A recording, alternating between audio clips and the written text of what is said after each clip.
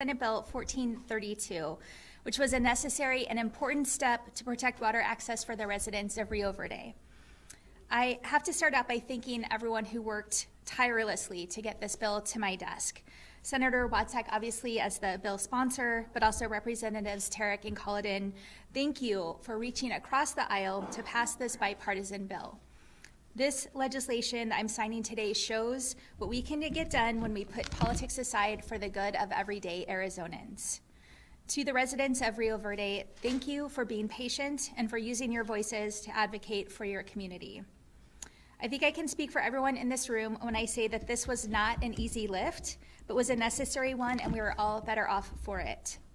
Water security is one of the biggest challenges facing our state, but Arizona has long been a steward for smart and responsible water management, and this bill is a continuation of that legacy. I hope that this group of legislators and others can continue to work in a bipartisan way to protect our water future for generations to come. We will need this type of collaboration, understanding, and mutual respect as we continue the work of securing our water future, and I'm optimistic that we can get that done. This bipartisan bill shows that when we put politics aside, we can come together to solve problems for everyday Arizonans.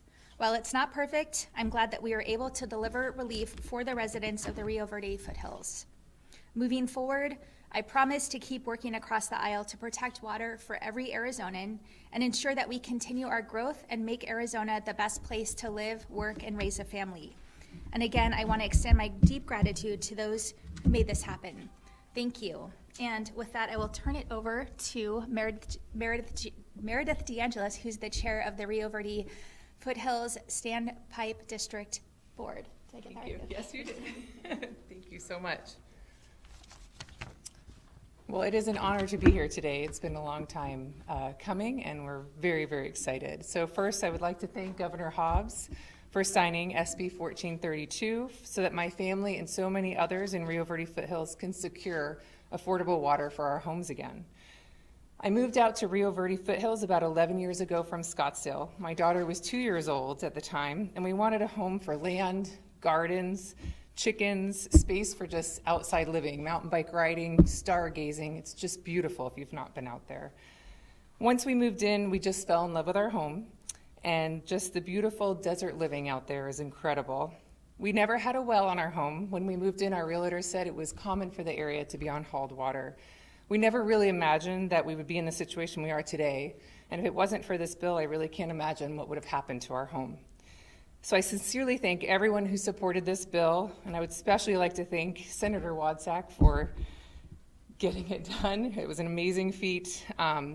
Senator Kavanaugh also was involved, Representative Culloden, and Representative Tarek. So thank you so much for being involved and for appointing this team and this board.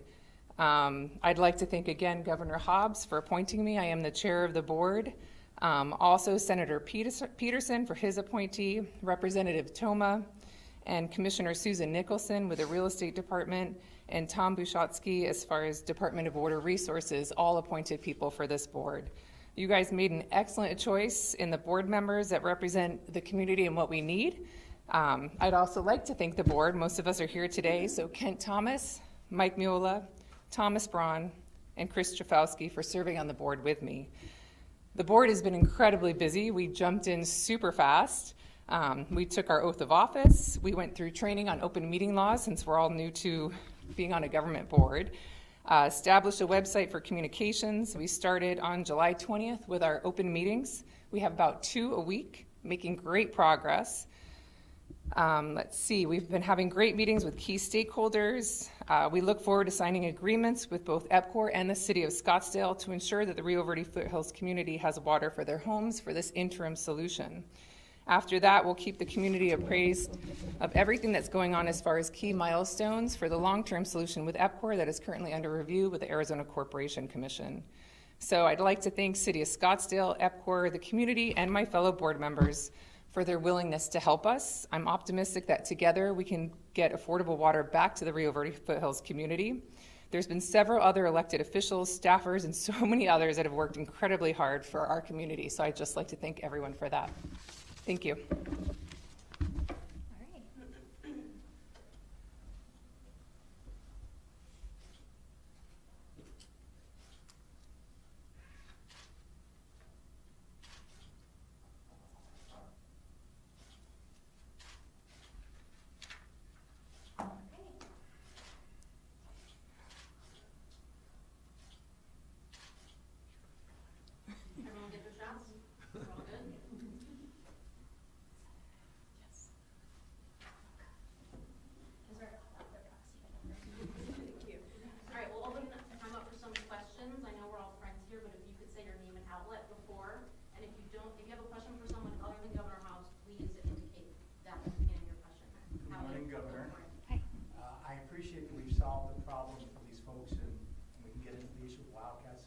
and the rest of it. We have problems throughout the state, rural areas, over pumping, folks still moving into areas thinking there'll be water there forever.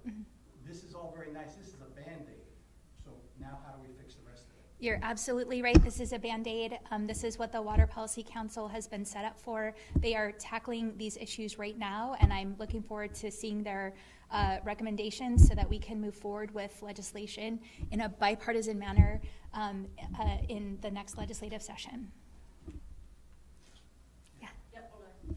Hi, Sasha Huffman with the Arizona Republic. I reported out a few months ago stories that showed that nobody is tracking where haul water goes across the state, so there's no government agency that actually knows how many communities in Arizona might be partially or wholly dependent on haul water and might be facing the same situation in the near future as Rio Verde Foothills. I wanted to ask both you, Governor Hobbs, and then the two lawmakers here as well, do you all support the idea of trying to task a government agency or the counties with tracking that type of hauling? What are your thoughts on that? I think it's not something, I don't know if you guys want to jump in, but I'll just say, I think this is, again, one of the things we have to look at in the broader picture of water. And it's the kind of thing that assured water supply programs are designed to prevent, and that these wildcat subdivisions continue to perpetuate the problem. So I'm hopeful that the Water Policy Council will close these loopholes so we're not seeing this kind of situation in the future. I don't know if you want to add. Yeah, I think as we move forward with Arizona's water future, it's very important to know where all of our water is and what issues might arise from that. And certainly, as Governor Hobbs mentioned, closing some of those loopholes so that we're not putting additional Band-Aids on for other communities, I think will be very important. And I think there is some political will to do that. Hopefully next session, we'll be able to work on closing some of these.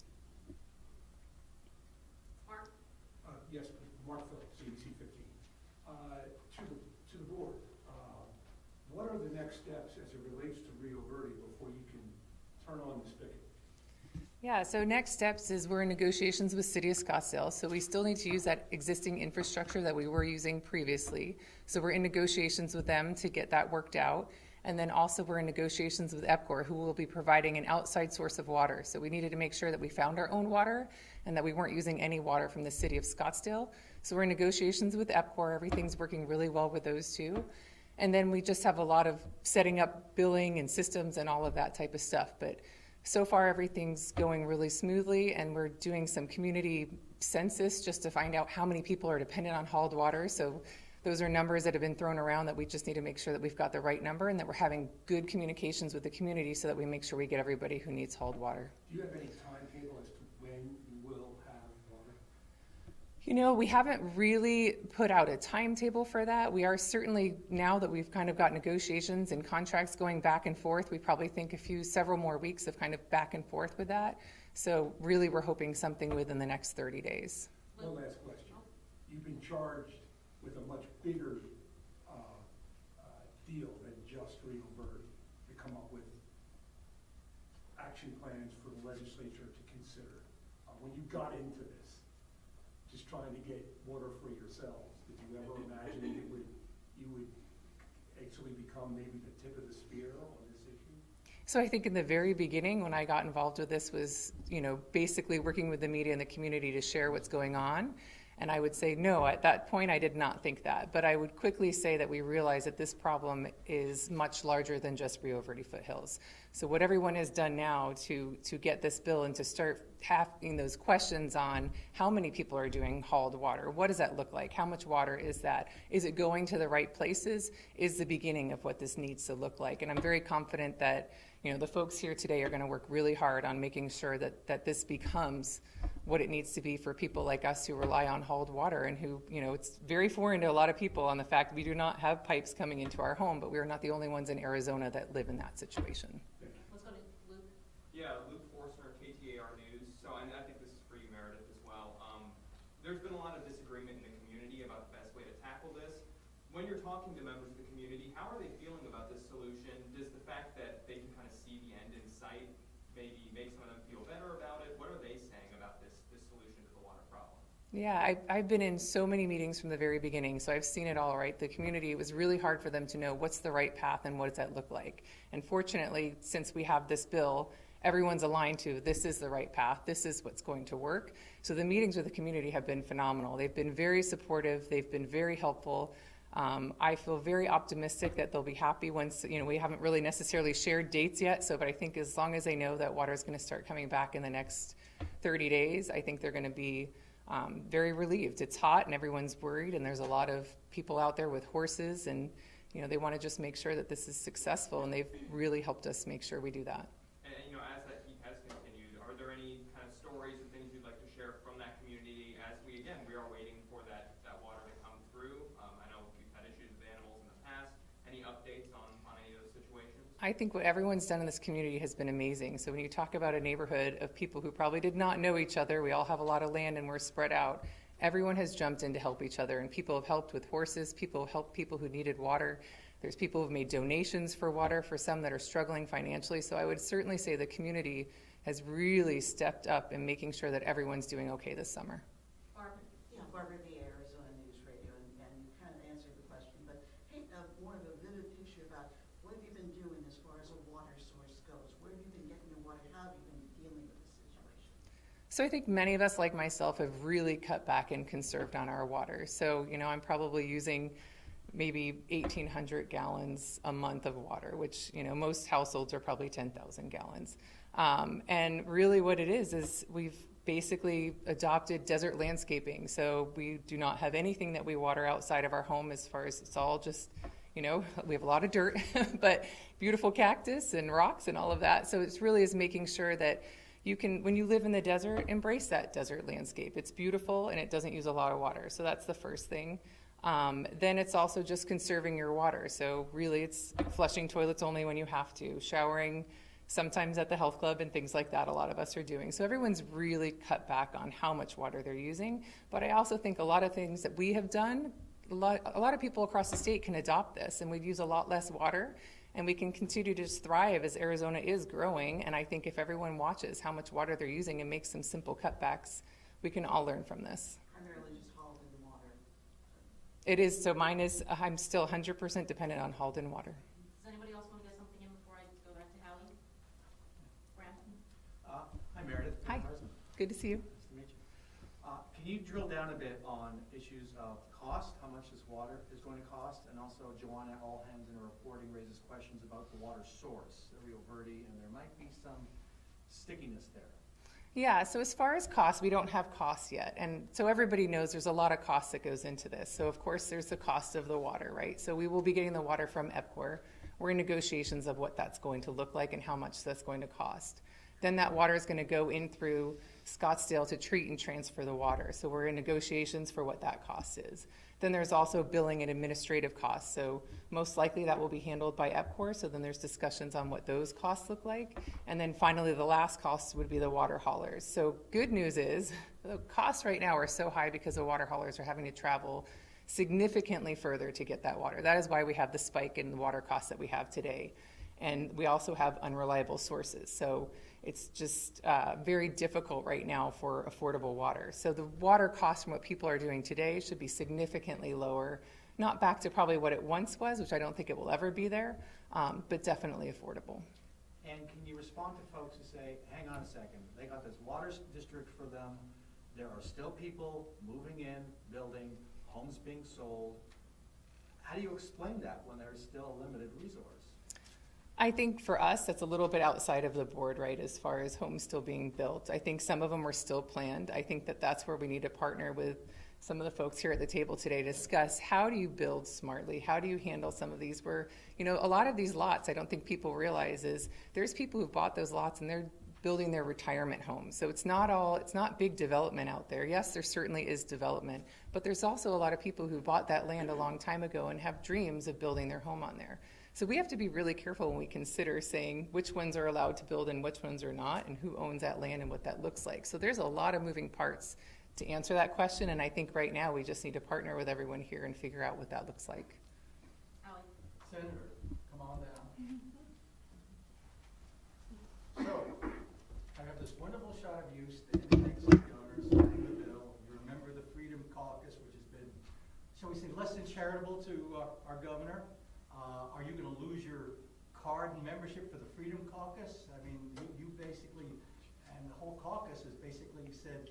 we're in a scorched earth policy with this governor.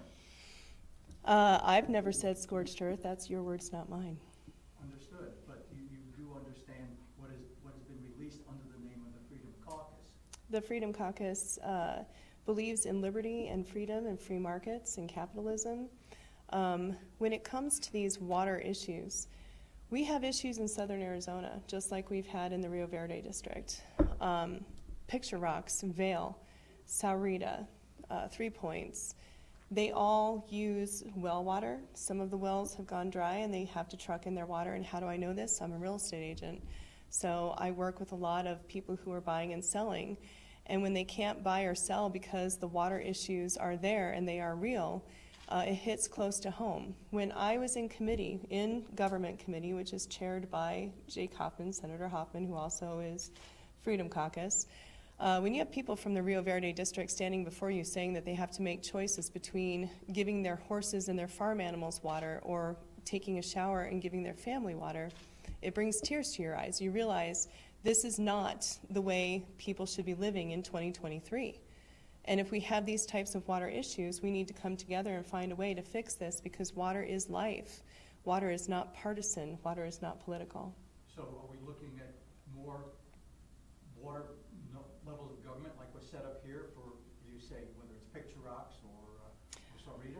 I don't believe that we need to add future layers of government. I'm one who believes in fewer layers of government, less government control, less government regulation. But I think that with the decades of water focus in Arizona and not having strong solutions by now, I think it's time to start looking at new people to sit at the table to have these discussions. I think we've been learning from the definition of insanity, which is letting the same thing happen over and over and expect different results. But you did form a new level of government in your bill. Not necessarily. It's a temporary level of government, because when you don't have something in place, you have to have something in place that people can manage and can receive data from. And for top-level government to take care of such a dire need, if we don't have a panel of people that we can go to and say, where are we with X, Y, and Z, then that to me is a valuable short-term government solution. But it's not a full term. They will be disbanding. All right, we have time for one or two more. Wayne? Wayne Shesky, Arizona Capital Times. Much like you came together here for a bipartisan solution, do you believe you and your Republican colleagues could get behind a solution to address wildcat developments in general and the problem of them being built with no tree bars? Yes, one of the things I'm very proud about is my relationship with Representative Colladin, Representative Kavanaugh, and Representative Tarek. And the fact that we were able to come together at this point in juncture, we had more issues with some of the people in my own party than I did working across the aisle. So we need to remember, water is not political. When it comes to the access to water in our state, we need to think of the people first. Easy family. Governor, Gibby AZ family, a little off topic here. Yesterday, President Trump announced he is not debating. How does that make you feel when Republicans slammed you last year for not debating? I have not given it any thought at all. Come on, it's a softball, Governor. Come on. All right, Mark, let's finish this off. Also off topic, Governor, I'd just like to ask you about the issues with DCS and the records. First off, is your office supplying any additional support to that agency to help them work their way through this? Yeah, absolutely. First of all, this is an issue that started when the system was implemented back in 2021. And Director Lujan, in his short time at the agency, has done a lot to turn around things that we have seen as problematic. This is one example of that. We're continuing to work through the records and ensure that we're addressing any issues that came out of those records. And our office is continuing to work with them. Just curious, when did you find out about all this? I know that the Auditor General submitted a report on the agency either in June or early July. Is that when you first heard of this? We just heard about it this last week. We can do follow-ups on this topic. Yeah. So I talked to the previous DCS director yesterday, and he said your press release, he called it a mischaracterization of the issue. He said that the staff was well aware that this process was in place and that it was put in place for a reason. Do you have a response to that? Well, I think that there might have been some concerns about records erroneously being filed in the wrong place. But we were able to quickly change the default so that records would be filed and not have this backlog. So I think there's quality control issues in both regards, but this new default moving forward will prevent this backlog and ensure that these records are timely filed. I think his issue was that the characterization that this was like a flaw and the press release put out and everything like that. He believed that didn't correctly characterize the situation. I'm not aware of his remarks, so I don't want to really comment further on that. Is it on this topic? Yeah, okay. Last one, Mary Jo Pitzel from the Republic, also following on QCS. The juvenile court in Maricopa County indicated this morning that they're not going to halt trials, that they're going to proceed and have a note made to the record if any given case is affected by this. The request was to give us a break for 2 weeks so we can sort this out, but this is going to complicate those plans. I don't think so. I think we'll continue working closely with the courts and ensure that these cases are not affected by this issue. And are you hearing anything from the public about this in terms of parents, adopted parents, bio parents, who have had cases that seem to be on the bubble now? I'm not aware that we have, but we can follow up on that. All right, thanks everyone. Thank you. There are other people available for one-offs.